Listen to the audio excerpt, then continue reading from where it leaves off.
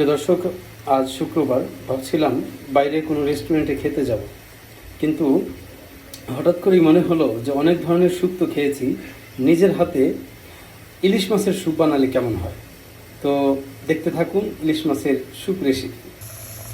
Already আমরা ইলিশ মাছ, একটি আস্ত ইলিশ মাছ এনেছিলাম, এটিকে 3 ভাগের 1 ভাগ আমরা দিয়ে দিয়েছি। আর দিয়েছি 2-4টা আলু, একটু অনিয়ন দিয়েছি, আর একটু মরিচ দিয়েছি একটু রসুন। এই হচ্ছে আমাদের ইলিশ মাছের স্যুপ রেসিপি। বাকিটা আপনাদেরকে খেয়ে দিয়ে তারপরে জানাবো। কথা বলে না দর্শক, অলরেডি আমাদের স্যুপটি একদম ওয়েল ডান হয়ে গেছে। দেখতেই পাচ্ছেন আপনারা কি ইয়াম্মি লাগছে। কিছুক্ষণের মধ্যেই আমরা এটিকে সাবার করব। আলহামদুলিল্লাহ, দেখি আমাদের স্যুপের কি অবস্থা।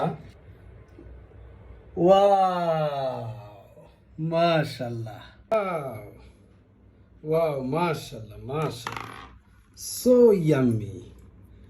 উফ, জাস্ট ফর টেস্ট। অস্থির। অবলা সরলা পায়া সরল মনটায় ধোকা দিয়া রে,